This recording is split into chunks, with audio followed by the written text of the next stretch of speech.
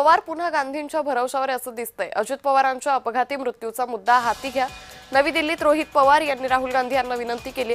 तुमच्या मनातील शंका सुनेत्रा पवारांना सांगा, सुधीर मुनगंटीवार यांचा रोहित पवारांना सल्ला आहे।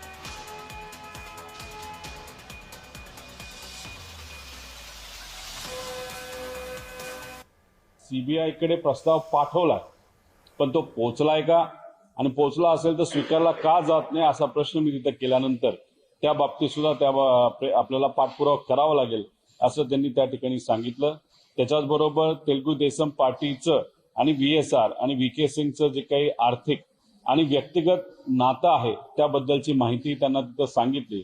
त्या सगळ्या गोष्टी बघितल्यानंतर त्यांनी मला शब्द दिलाय की काँग्रेस पक्षाकडनं व त्यांच्याकडनं जी काही ताकद लागेल, मदत लागेल, ती पूर्णपणे मदत आम्ही त्या ठिकाणी करू।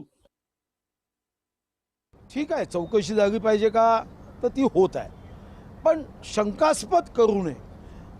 सुनेत्राताई उपमुख्यमंत्री आहे, त्यांना घटनेने दिलेले अतिशय जास्त अधिकार आहे आणि रूल्स ऑफ बिझनेसमध्ये उपमुख्यमंत्री महोदयांनी एखाद्या कागदावर आदेश दिले तर त्या आदेशाची अंमलबजावणी मुख्य सचिवांना करावी लागते।